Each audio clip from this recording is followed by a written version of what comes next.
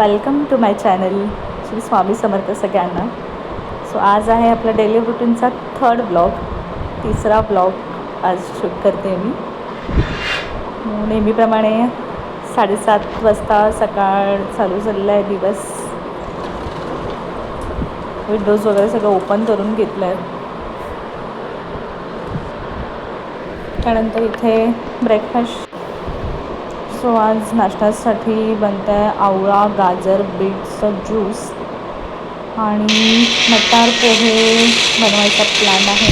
बघू, मटार तर काढून घेतलं इथे पोह्यांसाठी.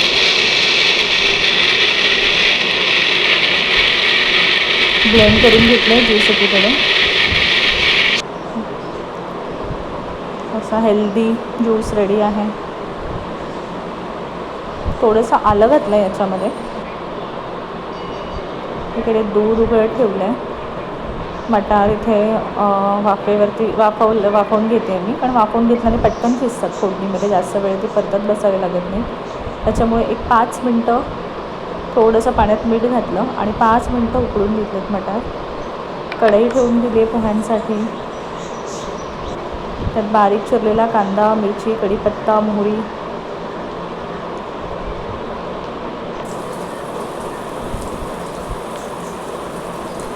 आज मावशी पण थोड्याशा उशिरा येणार आहेत, त्याच्यामुळे मग त्यांचा पण नाश्ता आज आहे सुरू.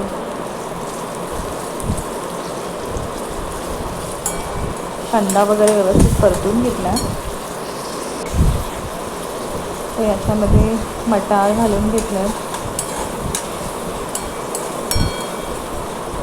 सॉफ्ट होतात चांगले. 5 मिनटं उकळता पाण्यात मटार टाकायचं, थोडंसं मीठ टाकायचं आणि फोडणीतच मी हलकीशी साखर टाकली आहे, म्हणजे अर्धा चमचा साखर आहे.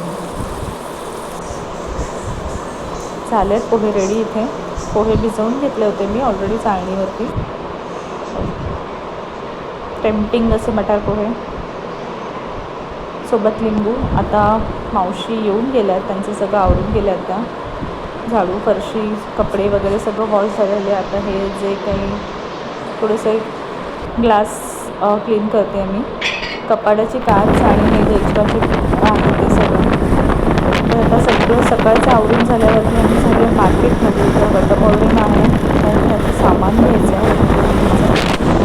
सो वसईला आमच्या इथे मार्केट भरतं वेस्टला. हे आहे आमची सुंदर हिरवीगार वसई. सगळीकडे हिरवळच हिरवळ. पोचलो आहोत आपण मार्केटमध्ये. हे सगळं उद्याचं सामान दिसतं. वडाच्या फांद्या, त्याच्यानंतर ते सगळे फळं वगैरे, जांभूळ वगैरे, फणस, भाजी वगैरे. बाजार घेऊन झाला आहे. आता आपण घराकडे निघालो पुन्हा. आभाळ आला एकदम, त्यामुळे बहुतेक पाऊस येईल. काढून आलं ठेवतो.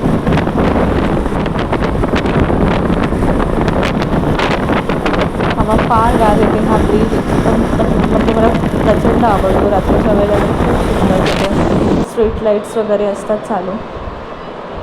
येऊन गेलो आहे घरी पण. आणि उद्याचं सामान सगळं मी सॉर्टेड करून ठेवून देते साईडनं. ह्या वडाच्या फांद्या, त्याच्यानंतर हे ओटीचं सामान, जांभूळ, विडाची पानं, त्याच्यानंतर आंबा आहे. कोथिंबीर संपली होती म्हणून कोथिंबीर घेऊन आले.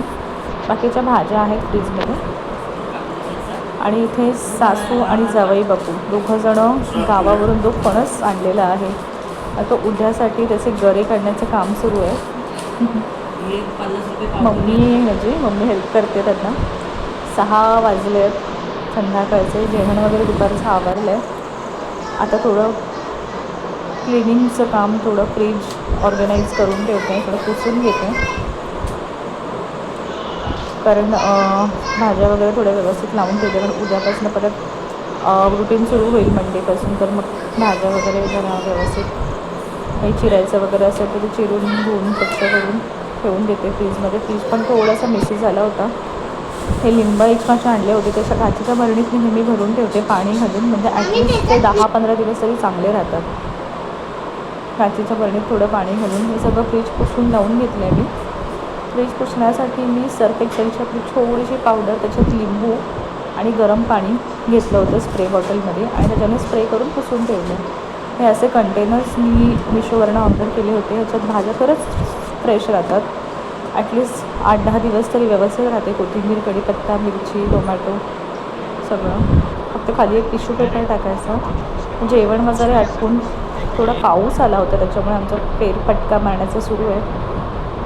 बाहेर निघालो आहे. जेवण झालं आहे, सगळं आवरून पण झालेलं आहे किचन वगैरे.